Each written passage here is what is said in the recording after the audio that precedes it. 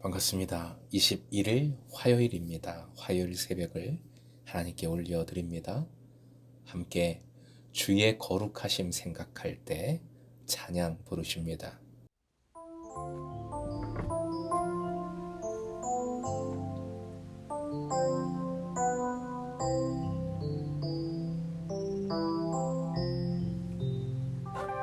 주의 거룩하심 생각할 때 주의 크신 사랑 느낄 때 주의 영광의 빛 나의 생활 비춰주실 때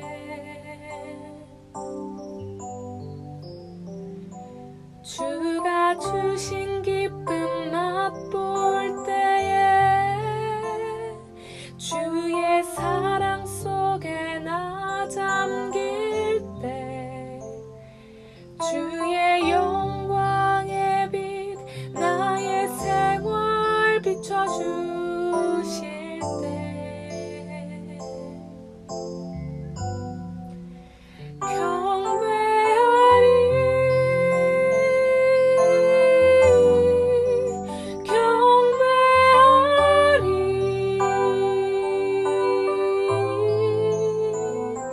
나 사는 동안 주께 경배하리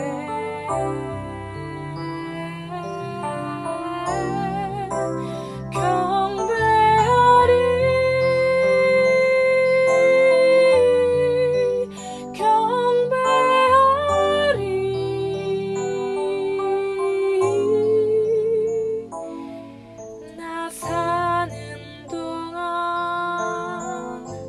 주께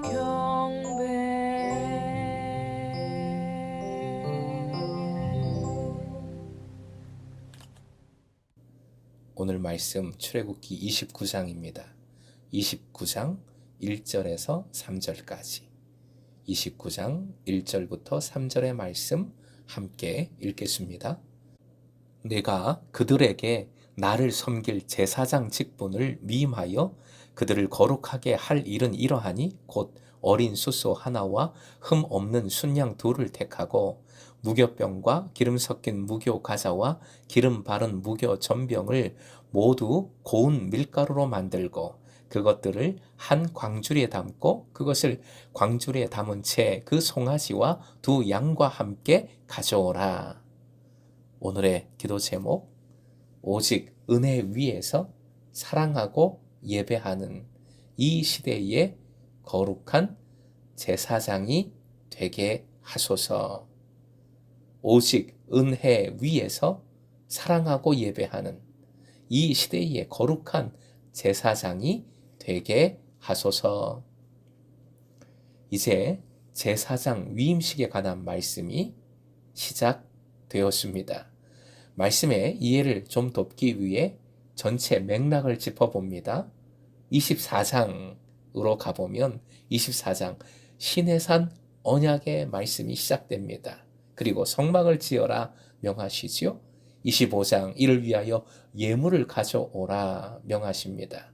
증거궤, 진설병, 상, 등잔 때에 관한 말씀이 이어집니다. 26장 성막에 휘장을 만들라 명하시지요. 그리고 27장 제사장 규정이 시작됩니다. 그 중에 먼저 제단에 관한 말씀이 나오지요. 27장 끝부분에 등불 관리, 제사장이 등불 관리를 하지요. 그리고 제사장의 옷, 그 다음에 오늘 말씀 제사장 위임식으로 이어지는 겁니다. 크게 보면 말씀의 흐름은 언약을 맺고 그 다음에 성막을 짓고 그리고 예배, 제사를 주관하는 제사장 규정이 이어지는 겁니다. 제사장 규정이 제사 규정보다 먼저 나옵니다. 사람이 중요하지요. 제사장이 그만큼 중요함을 말씀은 나타냅니다. 이는 제사장이 된 사람의 위대함을 강조하는 것이 절대 아니지요. 제사장의 역할, 제사장의 사명이 중요하다는 말씀입니다. 대제사장을 히브리서는 예수 그리스도의 원형으로 봅니다. 그리고 지금은 모든 그리스도인이 제사장, 대제사장인 겁니다. 왕 같은 제사장, 영광이 있고요. 주님을 예배하며 다른 이들을 책임지는 거룩함이 있습니다. 다시 본문으로 돌아오지요. 본문은 제사장 위임식의 서론 부분이라고 할 수 있습니다. 1절이 중요한데요. 1절에 나타난 제사장의 세 가지 중요 특징이 있습니다. 첫 번째가 위임입니다. 하나님의 맡기심이지요. 1차적으로는 모세가 가지고 있었던 3대 권한, 즉 종교, 사법, 행정권 중에 종교권, 즉 제사장의 직분을 위임하는 것입니다. 궁극적으로는 이것이 하나님의 위임이지요.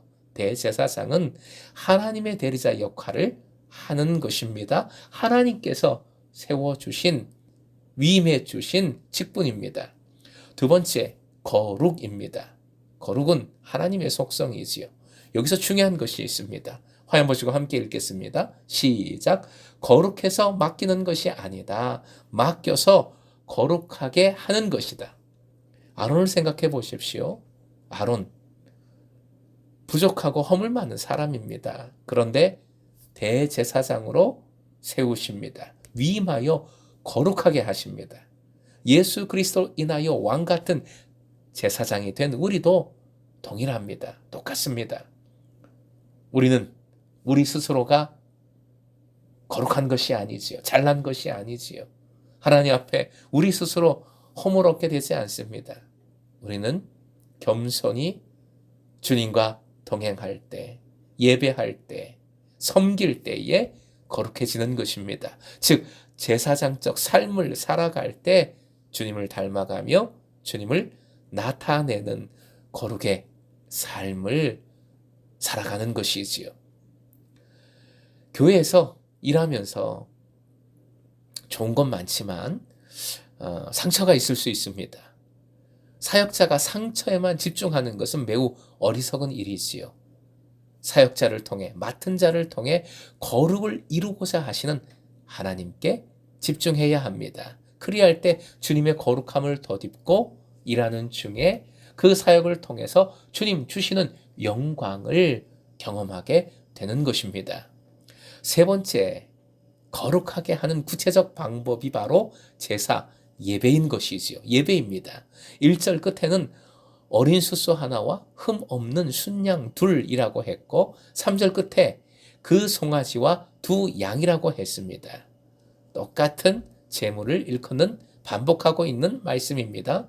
후에 이어지는 말씀을 보면 이 제물들은 각각 속죄제, 번제, 화목제를 위한 제물들입니다. 이미 말씀드렸습니다. 그리스도인들은 예배를 통해 거룩하게 됩니다. 제사장 직분에 있어서 거룩은 계속해서 강조되지요. 필수적인 모습입니다. 특히 1절에 제물에 관해서 말씀하는데 흠 없는 순양 둘을 택하고 흠 없는 이라는 표현이 중요하지요. 이것은 완전한, 온전한 이라는 뜻입니다. 제물의 가치나 단순한 정성을 나타내는 의미보다는 하나님의 성품과 관련되어집니다. 따라서 흠없는 제물은 인간적인 형식, 노력을 강조하는 것이 아닙니다. 이 말씀을 통해서, 이 표현을 통해서 사람의 죄를 담당하실 어린 양 예수의 완전하심을 우리는 기억해야 합니다. 히브리서 4장 15절 말씀 함께 읽습니다. 우리에게 있는 대제사장은 우리의 연약함을 동정하지 못하실 리가 아니요 모든 일에 우리와 똑같이 시험을 받으신 이로되 죄는 없으시니라. 죄 없으신, 흠 없는 우리의 영원한 대제사장 예수님, 이것은 오직 은혜임을 나타냅니다. 2절 소제를 위한 제물들이 나옵니다. 누룩을 넣지 않고서 만드는 까닭은 무교병과 마찬가지로 누룩은 부패와 죄악을 상징하기 때문이지요. 기름을 섞거나 바르는 것은 하나님께 성별해서 바치는 것을 나타냅니다.